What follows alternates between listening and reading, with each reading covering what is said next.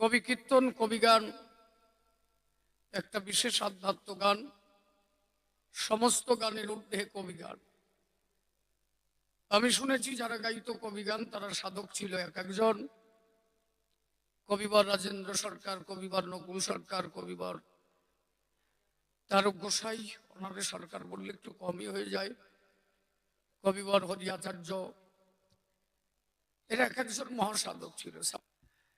বিদগ্ধ পণ্ডিত বর্গ এক একজন কবিয়াল ছিল, যাদের মুখের কথায় কত নিঃসন্তান মার সন্তান পেয়েছে, কত দুরারোগ্য ব্যাধি ভালো হয়ে গেছে।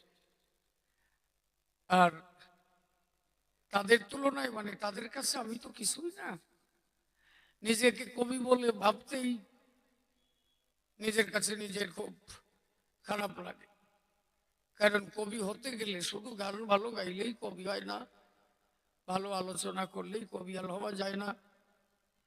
যারা তখনকার সময় কবি গান গাইতো, আমি শুনেছি তাদের গান শুনতে কালী বসে থাকতো। তারপরে হরিচাঁদ ঠাকুর নিজে তারক ঘোষার কাঁধে বসে গান গাইছে। তাদের চরিত্র ছিল ধার্মিকের মতো। আর এখন আমরা কবি গান গাই, আমরা ধর্ম কথা বলি, কিন্তু ধর্মের বাড়ির দায়িত্ব আমরা আটি কিনা ঠিক নাই। মানুষকে বোঝাই ঠিক এই পথে চলো, কিন্তু আমি যা কবি গাই আমি নিজেই ধর্ম কিছু মানি না। আদর্শগত দিক থেকে আমার দিক ঠিক নাই, মুখে বড় বড় বাতলা দিয়ে যাই, মানুষ ভালো হয় হয়তো আমার কথায়, আমি নিজে ভালো কোনোদিন হই নাই। এই জন্য ভক্তের চরণ সম্বল, আপনারা আশীর্বাদ করবেন, যতদিন জগতে থাকি যেন আপনাদের চরণ ছাড়া না হই।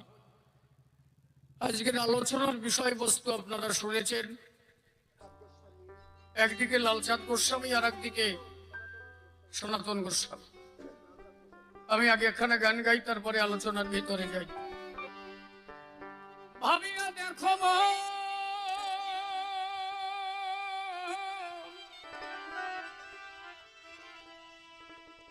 দেখো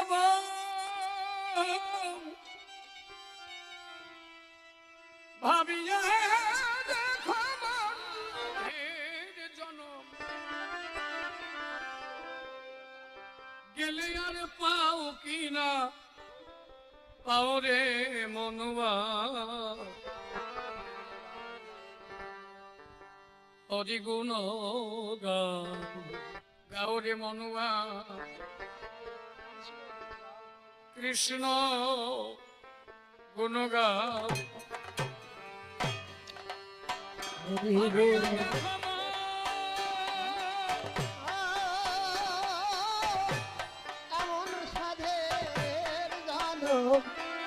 ভাবিয়া দেখো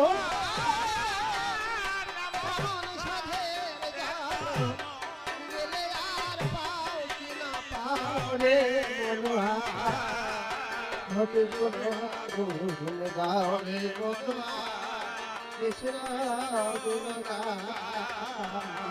হরি গুণ গাও রে মনুয়া, কৃষ্ণ গুণ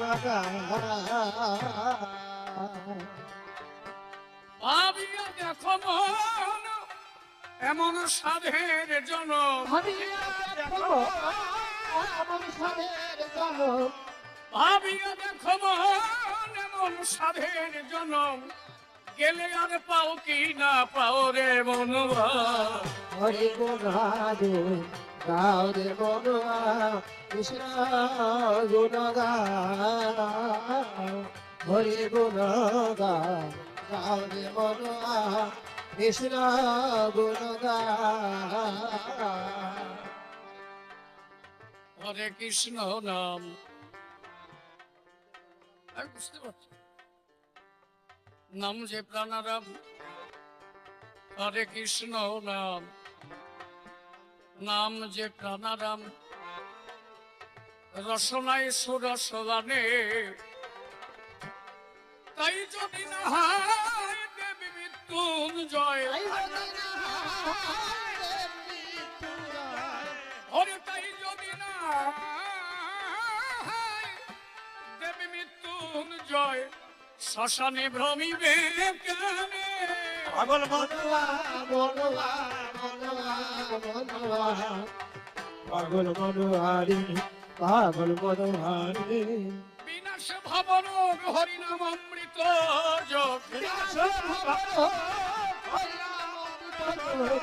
হরে বিনাশ ভবন হরিনাম অমৃত যোগ আকণ্ঠ পুরিয়া খাওরে মনবা হরি গোগাগো বাউরি মনোহা নাম যে মহাধন অমূল্য রতন এ নাম গোলকে গোপনে ছিল এই জীবের লাগিয়া গৌরণী তাই তাই হরে জীবের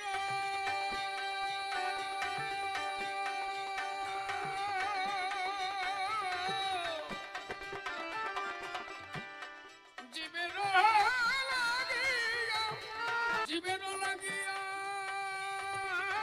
গৌরণী তাই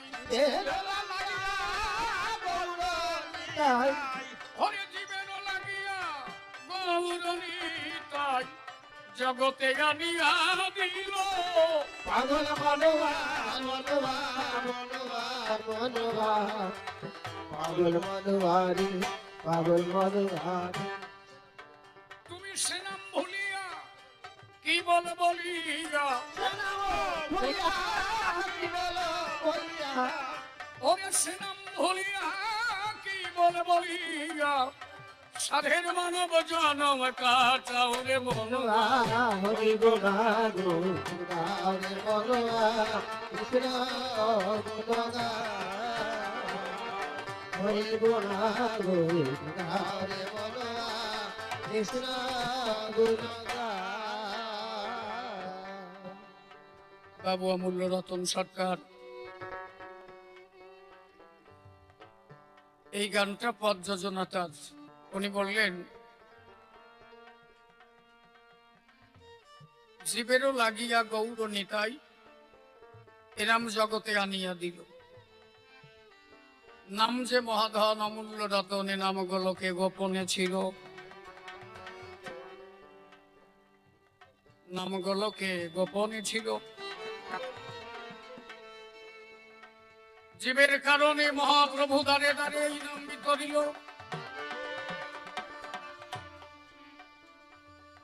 কিন্তু ভাবিয়া দেখো মন কয়জন ইহা বুঝতে পারিল অনেক বৈষ্ণবের কাছে শোনা গেল আমি অনেক জায়গা দেখেছি শুধু এই জায়গা নয় যে কোনো গান অনুষ্ঠান হওয়ার পরে গান শেষ হবার পরে বলে যে একটু নাম কীর্তন করতে হবে আসো নাম না করলে তাতে নাকি সেই অনুষ্ঠান কোনোভাবে স্বয়ং সম্পূর্ণ হয় না ও তাহলে আগে সম্পূর্ণ করতে গেলে যে কোনো গান গাওয়ার পরে অনেক বৈষ্ণব সমাজ বলে গানের পরে নাম গাইলে সেই অনুষ্ঠানটা নাকি স্বয়ং সম্পূর্ণ হয় তাহলে সেই নামটা কি সেই নামটা হচ্ছে হরে কৃষ্ণ কৃষ্ণ কৃষ্ণ হরে হরে হরে রাম হরে রাম রাম রাম হরে হরে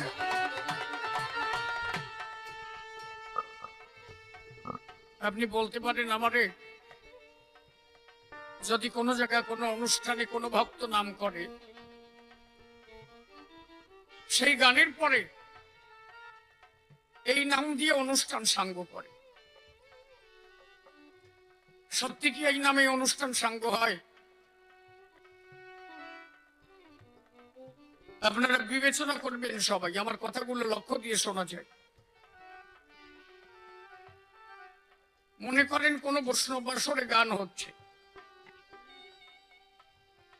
দয়াল গুরু গো চির কাঙাল করে আমায় রাখিও ধরায় গান টান শেষ হবার পরে তারপরে দেখবেন নাম ধরে হরে কৃষ্ণ কৃষ্ণ কৃষ্ণ হরে হরে, হরে রাম রাম রাম হরে হরে।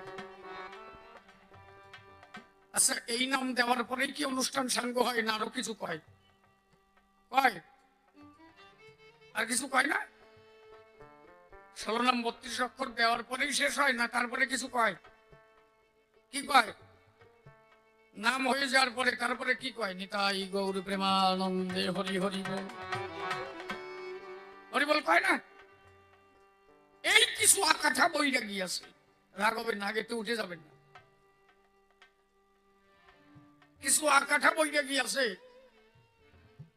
এরা বলবে যারা হরিবাসরে হরিসঙ্গীত গান গায় তারা তো গানের পরে নাম গায় না, তাহলে অনুষ্ঠান সুসম্পন্ন হয় না। কেন হয় না? কারণ সেখানে নাম গাওয়া হয় না। তোমরা যে নাম গাইলে এই নাম করে কি শেষ হলো না পরে আর এক নাম আসলো? নাম তো আলাদা কিছু না। হরে কৃষ্ণ কৃষ্ণ কৃষ্ণ হরে হরে, হরে রাম রাম রাম হরে হরে, এই নামই হরি বল। ব্যাপারটা কেমন? কারণ নাম পঞ্চানন, বৃহৎ আকারে লিখলে তার নাম হচ্ছে পঞ্চানন, কিন্তু আঞ্চলিক উপভাষায় তারে বলা হয় পাইসু। কারণ নাম নীলরতন, আঞ্চলিক উপভাষায় তাকে বলা হয় নীলে। ওই নীলরতন আর নীলে, নীলরতন আর নীলে এর মধ্যে আলাদা কেউ নাই। কিন্তু ওই নীলরতনও সে, নীলেও সে। খাতায় নীলরতন লিখতে গেলে বহু অক্ষর লাগে, আঞ্চলিক উপভাষায় তাকে নীলে বলা হয়। তাহলে নীলেও যিনি, নীলরতন তিনি। একটা বৃহৎ আকারে ডাকা আর একটা ক্ষুদ্র আকারে ডাকা। হরে কৃষ্ণ কৃষ্ণ কৃষ্ণ হরে হরে, হরে রাম রাম রাম হরে হরে, 16 নাম 32 অক্ষর বৃহৎ আকার। এই ভাবার্থ যদি হরি শব্দ ব্যবহার করবে, ওর ভাবার্থ যা হরির ভাবার্থ তাই, একই জায়গায়। ওইটাকে বৃহৎ আকার বলে আর এইটাকে ক্ষুদ্র করে হরি বল কয়। তাহলে মতুয়ারা অনুষ্ঠান সাঙ্গ করার পরে মতুয়ারাও কিন্তু বৈষ্ণবরা যে নাম করে এরাও কিন্তু সেই নাম করে। মাঝখানে ওরা একটু বৃহৎ আকার ওই নামটা ধরে, কিন্তু অবশেষে গিয়ে বলেনি তাই গৌর প্রেমানন্দে হরি হরি বল। আর মতুয়ারা 100 গাই দেয়, এটা একেবারে হৃৎকদম্ব তরুমূলে গান হয়ে গেল, লাস্টে কয় যে শান্তি হরি প্রেমানন্দে হরি হরি বল। তাহলে বৈরাগী তুমিও যে নাম দিয়ে শেষ করলে, মতুয়ারা সেই নাম দিয়ে শেষ করলো। বেজাল মাথাও কেন? ব্যাপারটা কি? আমি বর্তমান দেখছি তো এই মতুয়ার বৈষ্ণবের ভিতরে যেভাবে একটা লড়াই বেঁধেছে। বৈষ্ণব যদি হয় মনে হয় জানো সে মতুয়ারে মনে দেখতেই পারে, আর যে মতুয়া সে বইটাকে দেখতে পারে। ব্যাপারটা কি আমি বুঝি না। অশ্বিনী তারকের গান এইটা যদি উপলব্ধি করে এক একজন, বিন্দু মাত্র পার্থক্য নাই কোন জায়গায়। আপনারা যদি অনুধাবন করেন বসে বসে, এখন আমি ধরে ধরে ধরে ধরে এক এক করে আলোচনা করতে চাই সবার সদর। বাবু অমূল্যরতন সরকার বললেন এই নামগুলোকে গোপনে ছিল। আমি যদি কোন বৈষ্ণবকে বলি হরে কৃষ্ণ কৃষ্ণ কৃষ্ণ হরে হরে, হরে রাম রাম রাম হরে হরে, এই 16 নাম 32 অক্ষর জন্ম দিয়েছে কে? জবাব দিতে পারবে না। কিন্তু আমি যদি বলি হরি বল, এর জন্মদাতাকে, এটা আমি জানি। কিন্তু এই যে 16 নাম 32 অক্ষর, আমি বলছি না এটা খারাপ না, আলাদা না। 16 নাম 32 অক্ষর যাহা ভাবার্থ হরি হরি বলের ভাব অর্থ তাই, কিন্তু 16 নাম 32 অক্ষরের উৎপত্তি কোথায়? প্রমাণ দেখাও। কিন্তু হরি বলের উৎপত্তি, হরি মহাভারতের প্রথম চ্যাপ্টারে পরিষ্কার লেখা আছে, সর্বশাস্ত্র বীজ হরি নাম দ্বিঅক্ষর, আদি অন্ত নাহি যার বেদে অগোচর। এই জন্য দেখবেন যারা অনুকূল ধর্মপন্থী তারা দেখবেন ওই যে জয় গুরু, তাই না, জয় গুরু। কিন্তু অনুকূল ঠাকুর কি কইছে? অনুকূল ঠাকুর কি বলছে যে খালি জয় গুরু কও, ওর মধ্যে আরো কিছু আছে তা কবে না? তুমি যারে মানবা সে যা কবে তুমি তো তাই শুনবা। হরিচাঁদ ঠাকুর বলেছে, লয়ে নিজ নারী ব্রহ্মচারী সচ্চরিত্র রবে, হাতে কাম মুখে নাম সদা সত্য কথা কবে, পরপতি পরসতী কবু না স্পর্শিবে, তুমি না ডাকিলে হরি তোমারে ডাকিবে। তাহলে মতুয়া ধর্ম পালন করতে হলে আগে এই বাণীগুলো তোমার মেনে চলতে হবে। অনুকূল ঠাকুরকে যদি তোমার মানতে হয় তার বাণী মানতে হবে। তিনি তার বাণীর মধ্যে বললেন, সাররে মন কপট চাতুরী, বদনে বল হরি হরি। কি কইছে? বদনে কও হরি হরি। তারপরের কলিতে বললেন, হরি নাম পরম ধর্ম, জীবেরই মূল মর্ম, ধর্ম কুকর্ম সারণী।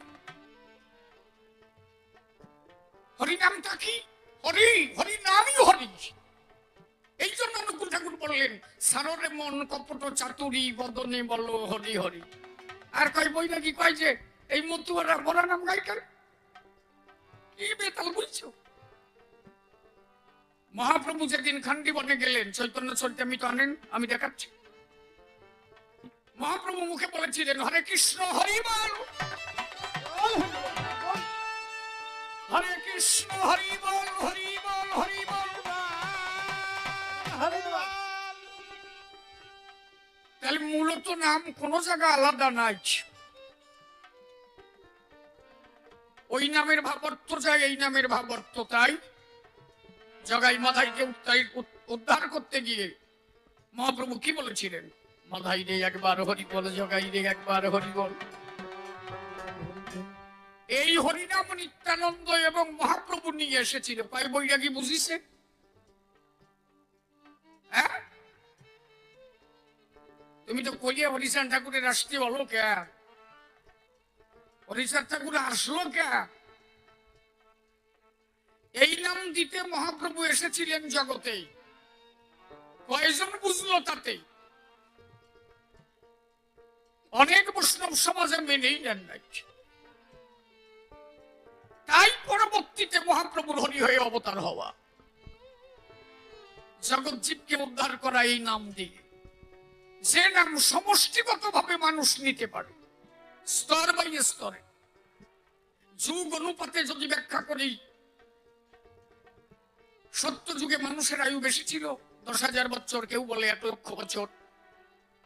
ত্রেতা যুগে মানুষের আয়ু ছিল 10,000 বছর, কেউ বলে 5,000 বছর। দাপর যুগে মানুষের আয়ু ছিল 5,000, কেউ বলে 1,000। কোন শাস্ত্রের রেফারেন্সে বলে। কলিতে মানুষের আয়ু 120 বছর, এখন তো কেউ 120 বাঁচে না, 60 বছরে কাত হয়ে পড়ে। তারপরে যদি ধরে স্ট্রোকে কেউ সরাত করে গুল্লি দেবে, ত্রাপ করে পড়িয়ে যাবে। 60ও নাই, 40ও নাই, 20ও নাই, কি? আর তারপরে যদি হার্ট অ্যাটাক কারো হয়, হয়ে গেল কার সারা। তাহলে কলিতে যাতে মানুষ সহজলভ্য ভাবে হরিকে পায়, একদম সহজ পথ, সহজ ভাবে ঈশ্বরকে পাওয়ার বিধান, সেটা একমাত্র মতুয়া দর্শন। এটা দেখাইছিল মহাপ্রভু বৈষ্ণব দর্শনে। কিন্তু কিছু বৈরাগী মহাপ্রভুর আদর্শটাকে নষ্ট করে দিল। মহাপ্রভু যে ভাব দিতে এসেছিল তার বিন্দু মাত্র ভাব বৈরাগীরা ধরে রাখে নাই। হরিচাঁদ ঠাকুরের কেন আসতে হলো? মহাপ্রভু যে ভাবটা পূর্ণভাবে প্রকাশ করতে চেয়েছিলেন। কি চেয়েছিলেন মহাপ্রভু? কি দিতে এসেছিলেন মহাপ্রভু?